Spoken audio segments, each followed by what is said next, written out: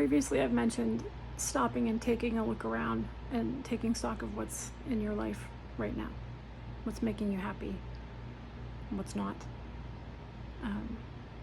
Are you chalking that up to a product of your drinking or a reason for your drinking?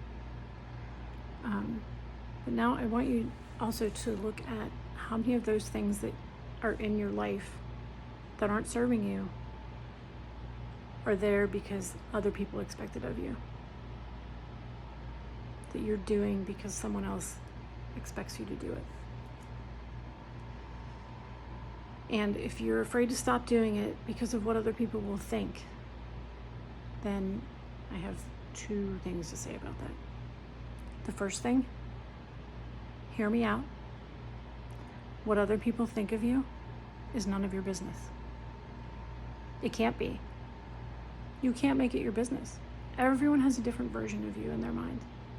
Everyone has a different version of me in their mind. Everyone knows a different Jody.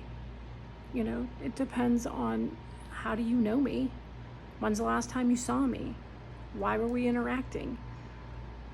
If I try to make every single person have a positive version of me, I would go insane. I'm always going to be the villain in some people's stories. I'm going to be an angel in other people's stories. Might be a clown in other ones, but I can't chase that. The only thing that I can do is line up with what's true to me and what makes me happy. And that kind of sounds selfish at first. You're like, I thought I was supposed to make everyone else happy. No, we have it backwards. We've had it backwards this whole time. We're in charge of making us happy. Then you can show up for other people after you've shown up for yourself. Then you can show up from a place of love, compassion, all of those things, instead of feeling like it's an obligation, like you're drained, but you still have to show up anyway. Second thing, if somebody says something about you and you take it to heart and you let it hurt you, it's a really good indicator that you have one of those faulty programs running in the background, in the shadows. If someone says something to you and you take it to heart, you believe it somewhere.